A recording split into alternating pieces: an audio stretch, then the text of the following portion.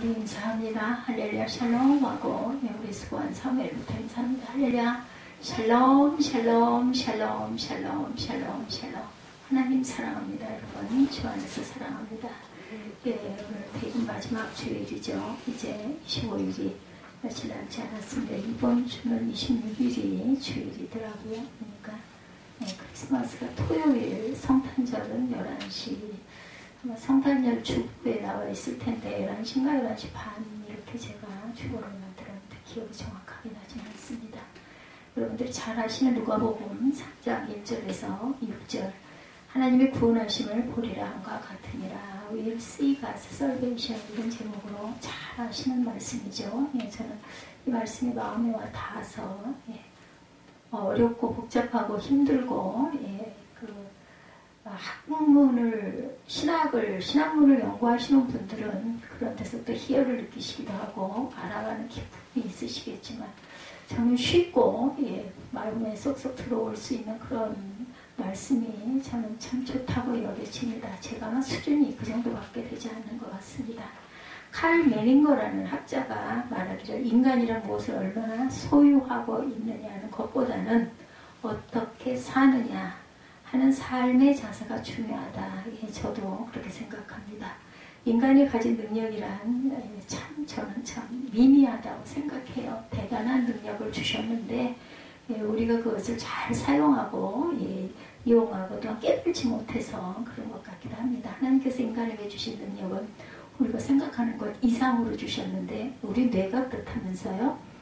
큰 많은 기가 막힌 그 뇌의 구조 가운데 우리가 사용하고 가는 거는 한 5% 정도도 안 된다, 이런 이야기를 제가 들은 것 같습니다.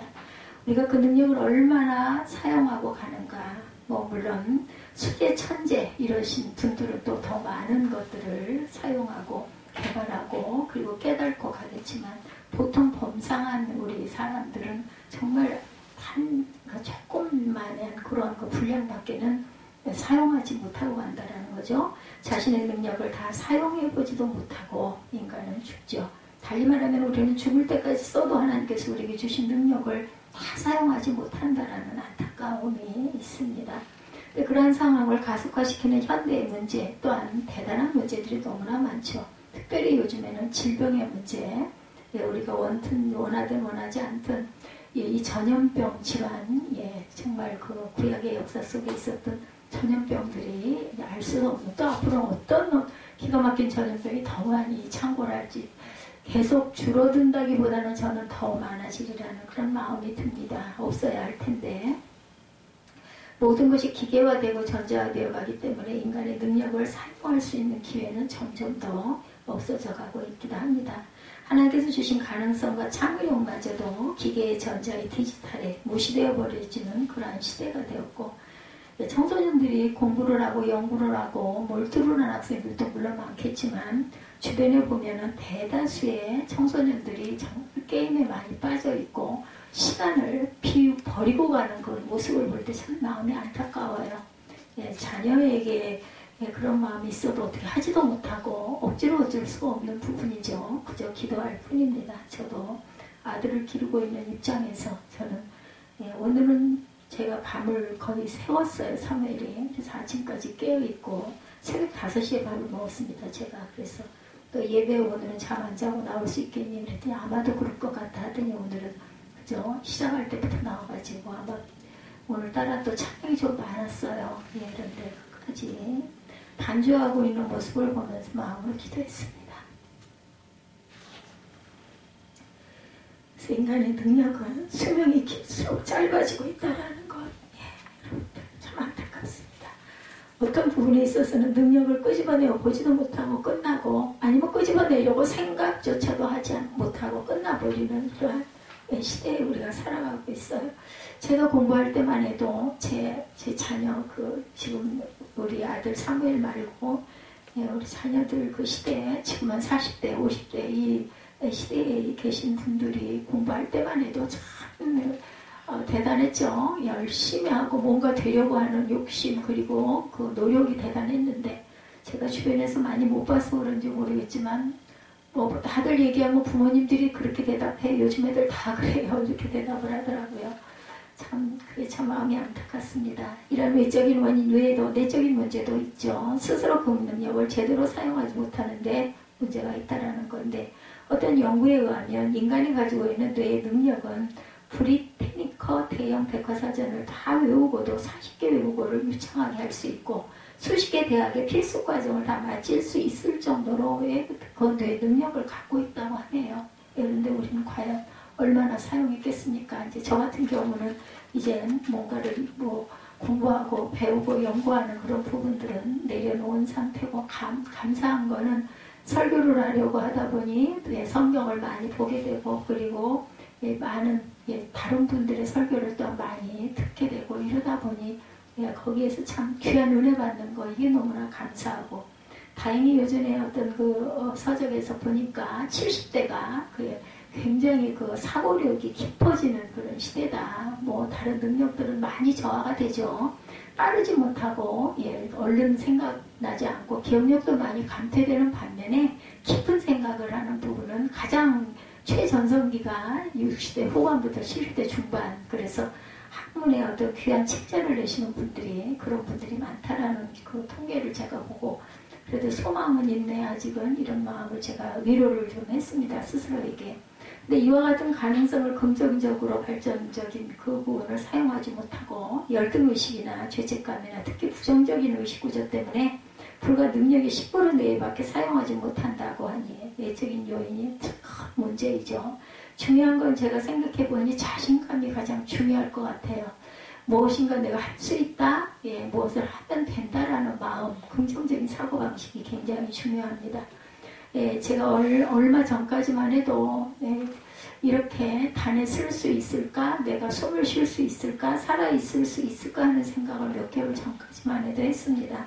근데 하나님은 어김없이 세워주셨고 감동을 주신 대로 유언장을 쓰려고 했었거든요. 근데 유언장을 쓰지 않아야겠다라는 마음이 들어서 그때 제가 포기를 했고 제가 손에 왼쪽 손에 보면 하얀 반지가 하나 끼어져 있어요. 이 반지를 놓고 몇 달을 기도했습니다.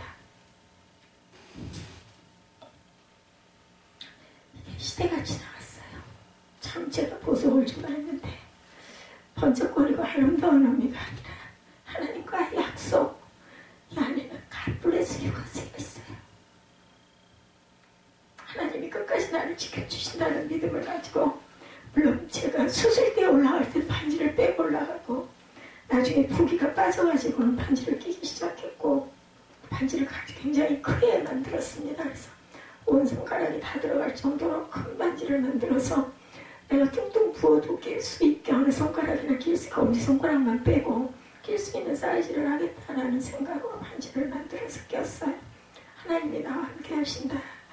제가 아들의 생일을 맞아서 아들이 성년이 이제 돼서 물론 아직 그 국가에서 얘기하는 그 성인은 내년 5월달이 돼야 되긴 하지만 그 생일을 맞이해서 반지를 만들어준 것도 안에 갓블레스 요가 들어있습니다. 그 아이하고 뭐 세트를 하려고 한 건 아니고 디자인이 마음에 들기도 하고 내가 중요한 수술을 하게 되는데 하나님이 나를 지켜주실 거다 하는 마음을 그런 믿음을 가지고 반지를 한 2, 3개월, 3, 4개월을 마음으로 굉장히 깊은 생각을 하다가 반지를 만들었어요. 그거 끼웠습니다. 나는 살아날 거야. 하나님께서 살려놓으실 거야. 사는 데 대한 특별한 욕구는 저는 없습니다. 정말. 왜냐면요, 순간순간이 너무 고통스러울 때가 너무나 많아요. 근데 보통 분들에게는 아무것도 아닌 일이 저한테는 너무나 고통스럽기 때문에 걸음 한 걸음 뛸 때마다도 힘이 들고 수술을 했음에도 불구하고 보호대를 하지 않으면 연체동물 아시죠? 뼈가 없는 동물처럼 중심도 안 잡히고 힘이 없어요. 그래서 누가 슬쩍 옆에 와서 건들기만 해도 나 떨어질 것 같은. 근데 이거 언제까지 하고 있을 수는 없거든요. 오래 하는 게 또 좋지만은 않습니다. 어느 날 깜빡 잊어버리고 밖에를 나가서 저만큼 1층에 내려가서 중간쯤 걸어갔는데 보니까 보호대를 안 하고 와가지고 돌아올 수가 없더라고요. 거기서까지도 다시 돌아오려면 너무 힘이 들어서. 그래서 참 염려를 하면서 차 운전을 했습니다. 그래도 아주 마음이 불편하더라고요. 왜냐면 덜컹거리는 요철이 너무나 많기 때문에. 그래도 무사하게 돌아왔고 어느 날 새벽에는 보호대를 한다고 하다가 깜빡 잊어버리고 새벽 예배를 한 적도 있는데 하면서 깨닫고 느낀 거는 이렇게도 훈련을 해야 되겠구나 하는 것을 또한 깨달았습니다. 인간이 이 세상에서 성공할 수 있는 요인은 과연 무엇일까? 적극적이고 긍정적인 사람, 이 얘기하다가 제가 제 얘기를 잠깐 했습니다. 성공할 확률이 높다고 그러죠. 그만큼 삶에 대한 자세가 어떠하여야 하는가, 그건 그 사람의 인생이 아주 중요한 문제입니다. 저는 이미 많이 늦었지만 여러분들은 아직 한참 피어나갈 그런 나이고 때이니 적극적이고 긍정적인 그리고 자신감, 이것을 잊지 마시고 삶 속에서, 생활 속에서, 아니면 주변에 있는 그 귀한 분들 속에서 배우고 가는, 듣고 가는, 그러면서 또 나를 거기에 돌아봐 비춰서 부족한 부분은 자꾸 비우고 그분들의 발전적인 부분을 닮아가고, 물론 하나님 말씀이 가장 중요하지만 이것도 굉장히 중요하다고 생각합니다. 그래서 믿음의 형제 자매들이 주변에 많아지시기를 주님의 이름으로 축복합니다. 또 안 믿는 분들하고도 교류하셔야 합니다. 그래서 그분들에게 크리스찬의 모습, 향기를 보여드리고 느끼게 하고 냄새 맡게 하는 그러한 은혜가 여러분들에게 있으시기를 바랍니다. 첫째는 지능 IQ, 여러분들이 잘 아시는 거죠. 성공하고 싶은 현대인이라면 4가지 정도 성공의 요인을 갖추어야 하는데, 첫째는 IQ, 지능이 낮으면 이해력이 떨어지고 이해력이 부족하면 아무래도 성공하기가 어렵죠. 그래서 기본적인 지능, 모든 상황을 인지할 수 있는 정도의 지능이 있어야 성공할 수 있고, 두 번째 지식, 아주 중요합니다. 대체적으로 IQ가 좋은 사람 단점이 있어요, 여러분들. 그것은 지나치게 자신을 믿는 나머지 노력을 하지 않는 부분, 또 남의 말에 귀 기울이지 않는 부분이 있습니다. 지가지게 뭔데 나는 이만한데, 이런 부분. 근데 이런 거 조금 내려놓으셔야 돼요. 예, 부족한 사람에게도 듣다 보면은 배울 게 있다라는 거. 얼마 전에 여기 오셔가지고 에스더 전도사님 CJ 원설인가요? 거기에 그 반장님으로 계시는 분이 여기 한 3일을 봉사하고 가셨어요. 타일을 받고 물 새는 곳을 다시 방수를 하고, 또 주방에 그 바람에 또 제가 번뜩 생각이 나가지고 불나고 물나는 부분에 그 벽지가 좋지가 않더라고요. 벌써부터 세건데도 조그만 문지르면 이렇게 벗겨져 나오고, 그래서 타일을 한 줄만 좀 박아주십시오 하고 부탁을 드려서, 그러니까 온 이틀 정도 아마 수고를 하셨을 거예요. 첫날은 긴 시간, 한 6시간 이상 계셨고, 그 다음 날부터는 조금씩 짧게 계셨는데, 그분이 드론드론 하시는 얘기를 이렇게 듣다 보면서 저는 참 많은 은혜를 느꼈는데, 나중에 얘기를 들어보니 성당에 나가시는 부부라는 얘기를 들었습니다. 저분에게 예수만 들어가면 했었는데 그나마라도 성당이라도 하나님을 알고 계시는 분이구나. 역시 다른 이는 다르다. 저는 그렇게 마음속으로 생각을 했습니다. 아주 내성적이면서도 또 드론드론 얘기하시는 중에 깜짝 놀랐어요. 저는 그렇게 나이가 많은 분에게 어머니라는 칭호를, 물론 병원에 가면 어머니라는 이름, 그냥 이름을 일일이 부르기가 힘드니까 있지만, 그거 외에는 실장님 어머니시면은 제게도 어머니시죠 하고, 그 다음에 뭘 얘기를 할 때 나를 부르는데 어머니로 불러가지고 깜짝 놀랐습니다. 그렇게 들어보이는 게 참 드물어서. 근데 진실성이 느껴지더라고요. 그러면서 제가 이렇게 많은 대접을 못해 어떡합니까? 별 소리를 다 하신다고, 필요할 때 아무 때나 부르라고, 어머니한테 돈 받는 아들이 있느냐고 이렇게 말씀을 하시는데요. 정말 제가 깜짝 놀랐습니다. 근데 정말 마음이 그러신 것 같아요. 너무 감사하고 뭔가 좀 대접을 해드려야 되는데 넉넉하게 해드리지를 못해서 마음에 감사함으로 섞이고 내가 기도를 갚겠다, 이런 마음을 문자로 표현을 했습니다. 그리고 기도합니다. 실제로 그분 가정을 위해서, 또한 건강을 위해서, 너무 건강해서 탈이라는 말씀을 하시는데 몸이 그냥 정말 너무 가볍고 저보다 더 많이 마르셨더라고요. 보니까는 그분은 점심을 안 드신대요. 원래가 아침하고 저녁만 드시는 분이라고 그러더라고요. 그래서 보면은 우리가 참 우리가 외모로 보기에는 뭐 저런 분에게 뭐 배울 게 있겠어요. 근데 아니라는 거죠. 제가 그 얘기를 하려다 보니까 이 얘기를 말씀을 드렸습니다. 지식이 필요합니다. 지식인들도 물론 그런 분들 대단히 많은 거를 또 전문적으로 공부를 하시는 분들, 그 분야에도 깊이를 갖고 계시겠지만, 그렇지 않은 일반 보통 분들, 어느 곳에 종사하든지, 제가 참 교만했어요. 그 젊은 나이 때. 그래서 뭐 정말 막일 하시는 분들, 그때는 뭐 청소 미화원이라고 그러죠. 제 나이 때에는, 제 나이가 30, 40대에는 미화원이라고 안 했죠. 청소부라고 그랬죠. 그 이후에 공무원이 되고 굉장한 그분들에게 여러 가지 나라에서 그 주시는 부분들이 4대 보험에도 다 되고 아주 미화원들이 어렵다 얘기가 있었지만 그전에는 그렇지 않았습니다. 그런 분들 또 뭐 무슨 택배 일을 하시는 분들과 이런 분들 보면요. 별로 저 사람하고 내가 무슨 대화를 하겠어 였는데 또 어떤 기회를 통해서 그쪽에 종사하시는 분들하고 제가 대화를 나누고 그분들의 사고방식을 들으면서 물론 그분들은 저보다 훨씬 젊은 분들이었습니다. 20대 정도가 20년 정도 저보다 나이가 젊은 분들이었는데 그분들을 대하면서 또 생각이 바뀌었어요. 아 그게 아니구나.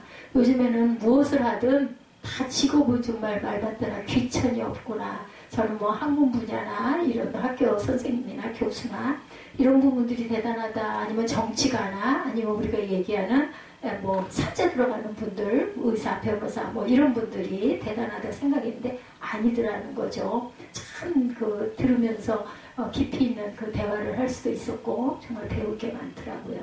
IQ 높은데 공부는 못하는 사람이 있을 수도 있다는 거죠. 네, 그 지능과 지식은 반드시 비례하지는 않습니다.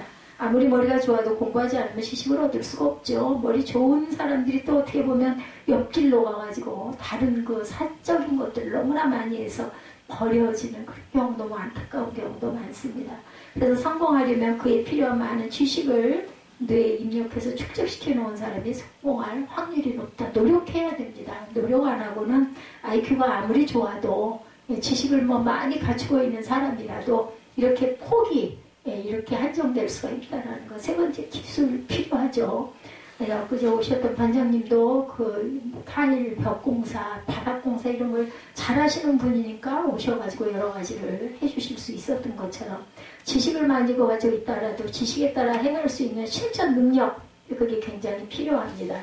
그래서 저는 아무것도 그런 걸 할 수 있는 게 없다 보니까 제가 그분에게 문자를 하면서 할 줄 아는 것보다 이제 모르는 게 더 많아져서 쉴 때가 된 것 같습니다. 제가 이렇게 인사를 했습니다. 기술이 없으면 소용이 없다는 거죠. 알고 있는 지식, 축적된 경험을 몸에 익히고 실천에 옮기기 위해서 필요한 것이 바로 기술이다. 그래서 요즘에는 자격증 시대다 이런 얘기도 있죠. 그 힘이 기술력이고 우리가 알다시피 성공한 기업의 밑바탕에는 기업만이 앞서가는 기술력, 뛰어난 기술력이 뒷받침하고 있다는 것은 공식처럼 되어 있습니다. 네 번째는 삶의 자세, 태도가 필요합니다. 순간순간 맞닥뜨리는 삶의 모든 상황들을 어떻게 받아들이냐는 자세가 굉장히 중요하죠. 이 네 가지 요인 가운데 성공적인 삶을 살아가는데 적어도 94% 이상 결정적인 영향을 주는 것이 네 번째 요인은 삶의 자세라고 저는 생각합니다. 우리가 자칫 잘못 생각할 수도 있는 환경이나 자본도 이것보다 중요하지 않을까, 힘도 중요하지 않을까 하지만 아닙니다. 삶의 자세가 그리고 긍정적인 마음가짐이 자신감이 그리고 지혜가 지식이 그리고 또한 기술이 필요하다라는 거죠. 이런 것들이 조화롭게 잘 조화됐을 때 그 사람이 정말 세상을 살아가면서 누구를 돕고 섬길 수 있는 사람이 된다라는 거예요. 그런 그릇이 될 수 있다라는 거.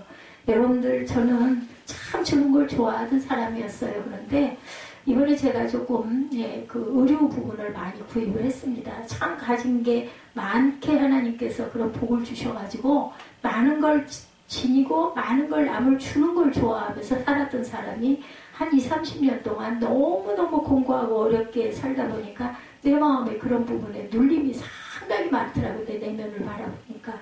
그래서 이게 조금 낭비스럽다 할지라도 그돈 갖다 너무 어디 가난한 어려운 데 갖다 희생을 하면 더 그게 좋을 수는 있지만 이거는 고쳐야 되겠다라는 마음이 들어서 제가 그냥 구입을 했습니다. 걸어 다닐 수 없기 때문에 인터넷 구입을 했는데 어떻게 마침 제 눈에 맞는 그리고 그 질도 그렇게 떨어지지 않는 가격은 저렴한 이런 사이트를 제가 알게 돼서 거기서 의류를 많이 주문을 했고 주변에 제게 고맙게 하신 분들을 생각을 했습니다. 첫 번째 여기 그 항상 이 주변을 청소해 주시는 그 아주머니 새벽이면 그 추운데도 그렇게 새벽까지 긴 고무장화를 신고 오셔가지고 그분도 몸이 조그맣고 건강해 보이지 않으시는데 열심히 일하시는 걸 보면서 아주 저는 감동을 많이 했어요. 새벽마다 참 건강하신 분이고 나보다 귀한 걸 갖고 계시구나. 건강을 갖고 계시니 얼마나 저보다 귀합니까? 그리고 아직 꼭 그렇게 인사를 그렇게 잘하세요. 새벽이면 주차장에서 늘 마주쳤을 때가 많았는데 그래서 그분이 제일 먼저 떠오르더라고요. 그래서 그분을 비롯해서 주변에 또 우리 달력 다달이 1년에 한 번씩 그렇게 해서 본인의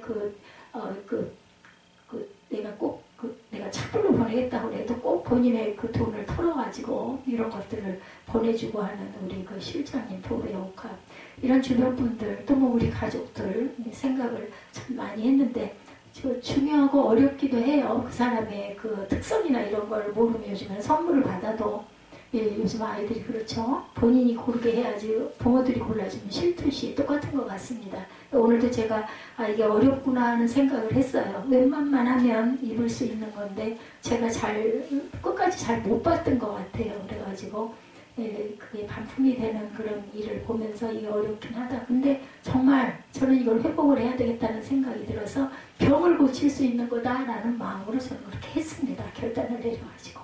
그래서 우리는 진실하게 살아야 합니다. 무엇보다도 성실과 진실이 바른 자세의 기본입니다. 여러분들 각자 누구에게나 사람에게는 남들에게 보이고 싶지 않은 부분들이 있어요. 제가 이 부분을 털어놓는 것도 하나님 다 보고 알고 계시니까 그냥 과감하게 어떻게 보면 감추고 싶은 부분일 수도 있는데 그냥 정말 솔직하게 말씀을 드립니다. 이런 것처럼 우리가 감추고 싶은 부분이 있다 할지라도 그것을 그냥 드러내는 부분도 필요합니다. 내 마음속에 있던 어떤 정말 넘어서지 못하는 이런 것들을 드러내고 그렇게 함으로 인해서 진실, 아까 그 반장님 말씀하시는 게 정말 진실하시구나라는 걸 이렇게 참 한 사람이 좋으신 분이구나 하는 거 느껴진 건 그 사람이 막 그 이면치레나 체면치레나 아니면 인사치레를 했더라면 저는 그런 감동 못 느꼈을 거예요. 그렇지 않으시더라고요.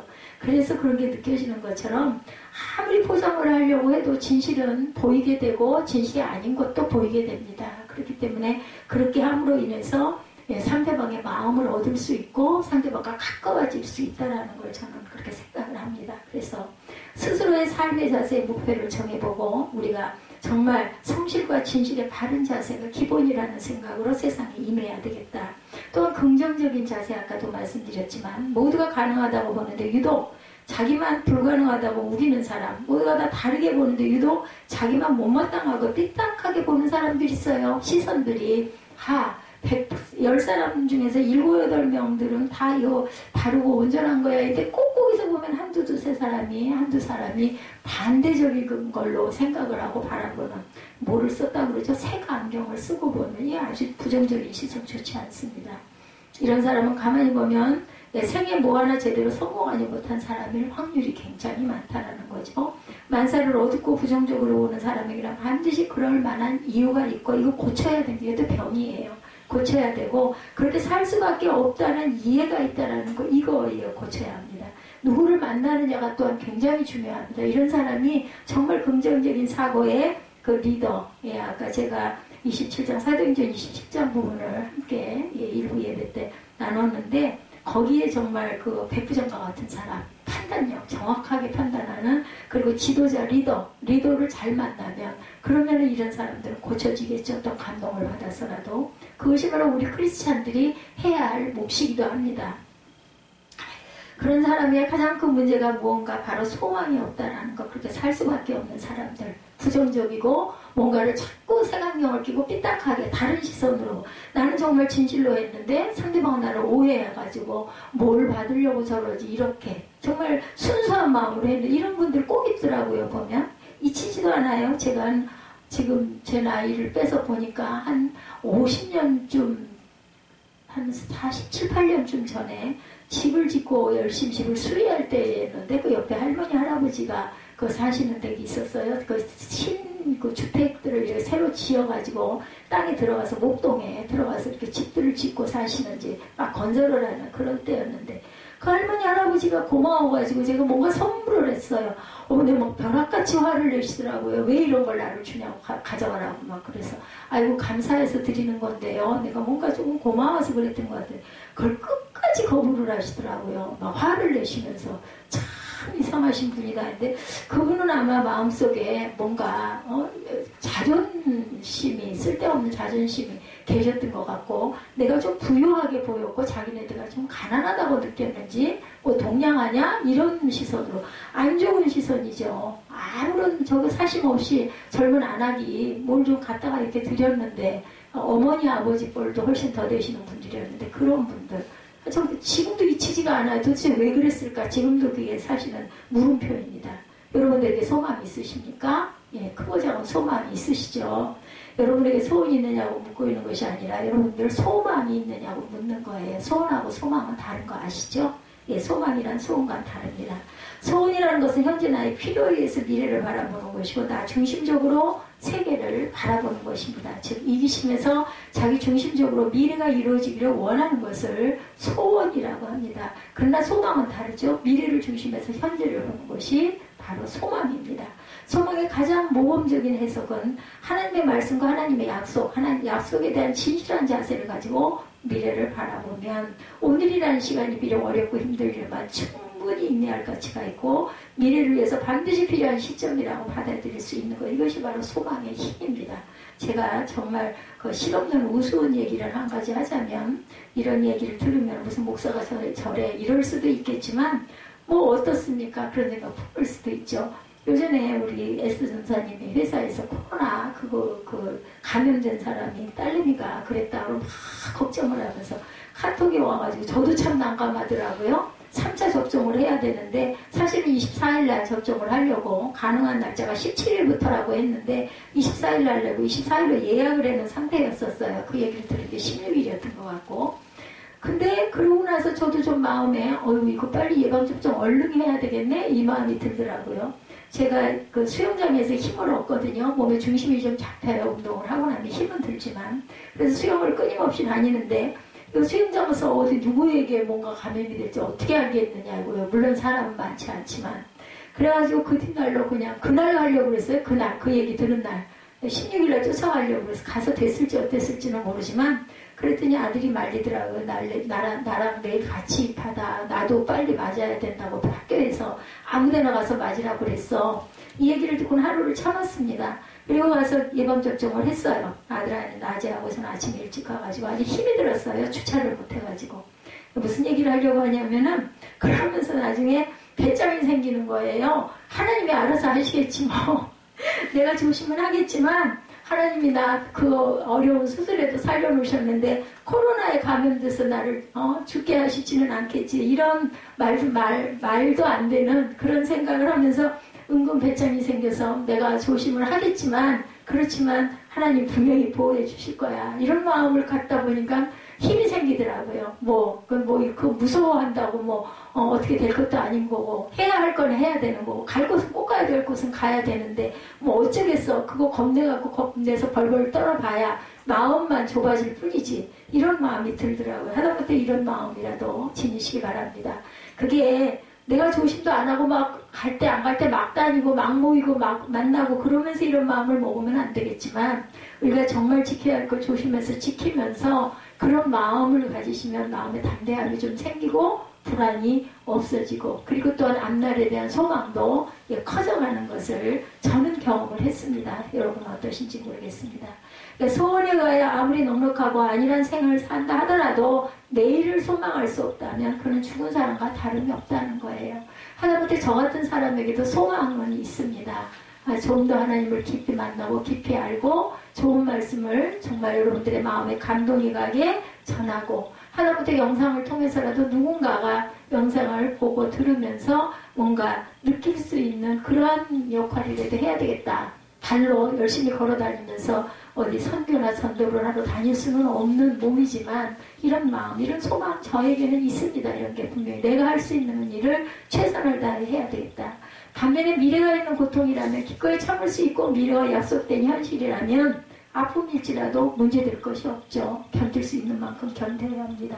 거저 소망을 기다리며 준비하는 자세로 살면 안 된다라는 거죠. 약을 좀 빼주셔야겠네요. 그 소망은 바로 예수 그리스도이시죠. 사랑과 화평으로 오시는 그리스도만이 세상을 바꿀 수 있고 아름답게 할 수 있겠죠. 주님은 꼭 오시리라고 말씀하셨어요. 그리고 그 약속을 믿고 소망하는 우리들이죠. 그것이 바로 우리의 신앙입니다. 오늘 우리는 진실하고 성실하며 긍정적이고 소망을 가지고 기다리는 자세로 주님 오심을 준비하는 대림절의 마지막 주일을 저희들이 함께 말씀을 나누고 있습니다.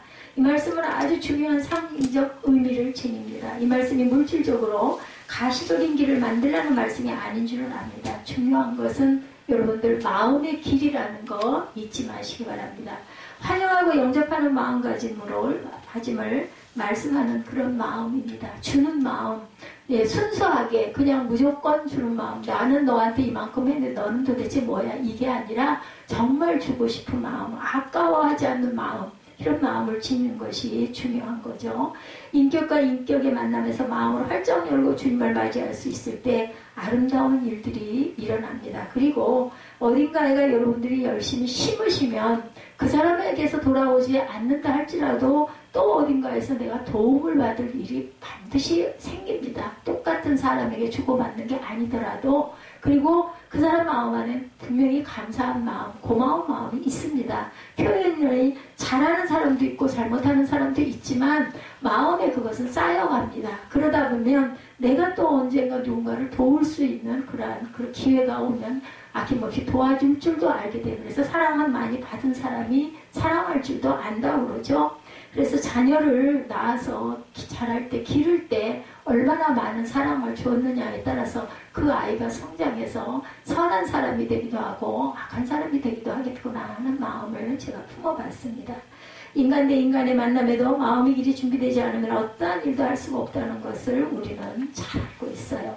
하물며 주님과의 만남이야 당연히 더욱더 그러겠죠. 그렇다면 주님의 오실 길을 준비한다는 것은 과연 무엇이겠습니까? 본문에서 세례 요한은 선지자 이사야의 말을 빌어서 주님의 오실 길을 곧게 하라고 지금 외치고 있어요. 고등길이 얼마나 좋은지 우리가 잘 알죠. 예, 저는 질러가는 길이라도 골목길은 안 갑니다. 운전이 미숙하기도 하고 또 길치이기도 하지만 아주 싫어요. 복잡하고. 그냥 조금 돌아가도 큰 대로가 좋습니다.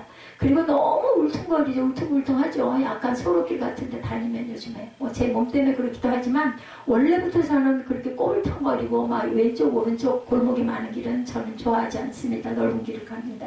비포장도로와 고속도로를 운전해보면 차이점이 쉽게 이해가 되죠.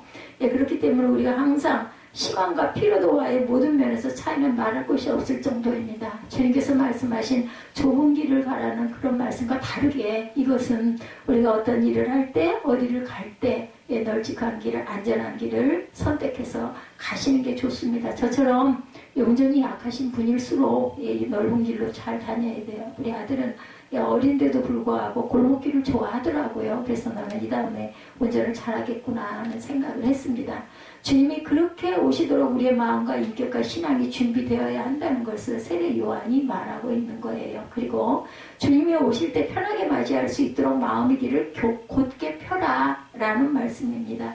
예, 주님의 오실 길을 곧게 하라. 잘 펴서 준비하라는 거죠. 맞이할 준비를 하라는 그런 말씀이죠. 고든 길을 만들어 주님이 오시기만 하면 파인 골짜기가 다 메워진다라는 것, 마음의 골짜기마저도 메워지는 그런 은혜와 축복이 여러분들에게 있으시기 바랍니다. 주로 감정적인 문제 하는 말 중에 흔히 골이 깊이 파였다라는 말이 있어요. 불신의 골이 깊이 파였다느니, 피해의식의 골이 깊이 파였다느니 하는 말들을 많이 하죠. 감정이 상하다가 못해 아예 골짜기가 되어버렸다는 거예요. 근데 그걸 고치고 메우고 비우고 용서하는 것이 상대방을 위해서가 아니라 본인을 위해서라는 거 알죠? 왜 한번 태어난 인생을 그렇게 공고하게, 그렇게 연약하게, 그렇게 살 이유가 뭐가 있습니까? 아니 무슨 상관이냐고요. 상대방이 무슨 상관이, 내가 살아가는 삶, 내가 마이너스가 되면 내 아름다운 인생이 자꾸 존먹어 들어가는데 그거 정말 비워야 합니다. 이렇게 깊이 파인 우리의 감정으로는 주님을 만날 수가 없어요. 21년 성탄절에 개인적이건 사회적이건 민족적이건 이렇게 파인 골짜기가 메워지는 역사가 있기를 주님의 이름으로 축복합니다. 예, 성탄을 한 주 앞둔 오늘 이 주일에 이 말씀을 통해서 여러분들 우리 마음속에 파인 골짜기가 있는지 돌아보시고 그것을 메꿔버리는 역사가 반드시 있으시기 바랍니다. 산이 낮아진다고 합니다. 주님을 만난 사람은 교만과 자랑이 없어집니다. 명예니 허세니 하는 것들을 안고는 주님을 만날 수가 없어요. 자신의 명예, 허세, 알아보는 거는 누가 알아봐요? 남들이 먼저 알아봐요. 내가 아무리 높다고 나 높아 해봐야 아무도 인정하지 않습니다. 이런 마음이 남아있는 한 그 마음에 주님을 영접할 수가, 온전히 영접할 수가 없죠. 믿는 우리들에게는 예수 믿기 시작하면서 이미 이 산은 애초에 무너져야 하는 것들이었습니다. 근데 다 무너뜨리지를 못하고 있는 것들이 누구에게나 있죠. 또 삶을 살아가면서 이런 골짜기가 파인 사람도 있습니다. 판판한 길이었는데 이것도 빨리 메꿔버리고 상관을 하지 말아야 합니다. 이걸로 인해서 내가 영향을 받고, 이걸로 인해서 내가 움츠려지고, 이걸로 인해서 내 마음이 좁아져서는 절대로 안 됩니다. 넓은 대로가 되시기 바랍니다. 예수 믿기 시작하면서 이 무너져야 할 산들이 아직 남아있다면, 아픔의 상처, 또한 그저 피해의식, 아니면 누군가를 원망하는 마음, 미운 마음, 그저 이런 것들이 있다면 여러분들 다 비워버리시고, 고든 땅, 세례 요한이 선포했듯이 길을 곱게 하라. 고든 땅을 만들어서 영접할 수 있는, 누가 오시더라도 내가 다 받아들여 품어 안을 수 있는 그런 마음 턱들이 되시기를 주님의 이름으로 축복합니다. 그리고 세상의 모든 사람들도 너나 알 것 없이 하나님 없이도 살 수 있다는 교만의 산이 무너져서 성탄의 주님을 만날 수 있을 것인데, 주변을 돌아보면 여전히 우리의 마음이 무겁습니다. 요즘에 보면은 너무 신기하게 또 가는 곳마다 깜깜했던 지역이 막 바짝바짝 밝혀진 것을 보게 돼요. 신동아파트 여기 제가 그 주차장 가는 길이 깜깜했었거든요. 근데 엊그제부터 거기 막 찬란한 불빛들이 켜져 있는 걸 보면서 참 예수님은 불빛이다, 예수님은 빛이시구나 하는 것을 또 한 번 느꼈습니다. 이 나이쯤 되면요, 여러분들 뭔가를 보면 그 모든 것들이 다 주님과 이렇게 같이 이렇게 매치가 돼서 바라보여집니다. 너무나 아름다운, 누군가 그러더라고요. 크리스마스는 믿는 자나 믿지 않는 자나 정말 모든 세상 사람들에게 축제일과 같은 그러한 아름다운 날이 됐다. 맞습니다. 믿든 안 믿든 좋은 날, 선물을 주고받을 수 있는 날, 기뻐할 수 있는 날, 그리고 캐롤송이 즐거운 날. 막 어제 눈이 폭우가 온다고 그걸 떴더라고요. 그러니까 조심하라고. 그런데도 방송에서는 아우 위험하다고 너무나 폭설이 쏟아져서 이것도 사태가 날까 염려가 된다고 하는데, 또 사연에는 캐롤송이 듣고 싶습니다. 또 이렇게 캐롤 그 사연을 보내기도 합니다. 정말 보면 세상은 여러 가지의 생각들이, 여러 가지의 마음들이 이렇게 많이 쌓여있어. 많은 것을 들어야겠고 많은 것을 볼 줄도 알아야겠구나 하는 생각. 또한 묵상하는 시간도 필요하죠. 저는 수영장에서는 여지없이 묵상을 합니다. 뭐 어디다 시선을 둘 때도 천정밖에 없고, 그러다 보면은 다른 생각을 할 여지가 없다 보니까 내 소원을, 아니면 내가 생각해야 될 것들을 깊이 묵상합니다. 굽은 곳이 곧아지고 험한 길이 평탄하여지는 역사 있으시기 바랍니다.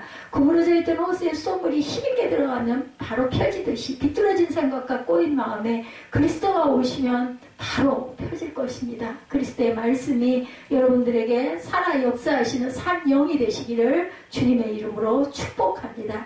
주님이 오시면 이제는 깨끗이 모든 것들이 지워지고 비워지고 고쳐지고 만져지고, 그리고 다듬어지고, 그리고 아픈 상처가 치유되는 역사가 저와 여러분에게 임하시기를 주님의 이름으로 축복합니다. 이제 며칠 남지 않은 성탄절, 주님을 기다리는 여러분의 마음가짐은 어떻습니까? 우리 서로를 축복하고, 또 마음에 섭한 부분이 있거나 마음에 내가 상처가 있거나 누구에게 나도 모르게 뭔가 아픔이 있었다면 그분을 용서하고 그분을 위해서 기도하는 사랑의 마음을 품는 저와 여러분이 되십시다. 개인적으로 또한 공동체에서 이 사회 모든 부분에 패인골이 메워지기를 주님의 이름으로 축복합니다. 여러 가지 모양의 산이 낮아지기를 기대합니다. 구분 마음이 바로 펴지고 험한 감정이 평탄해지는 성탄을 기다리며 주님 기다리는 대림의 마지막 주일이 되시기를 주님의 이름으로 축복합니다.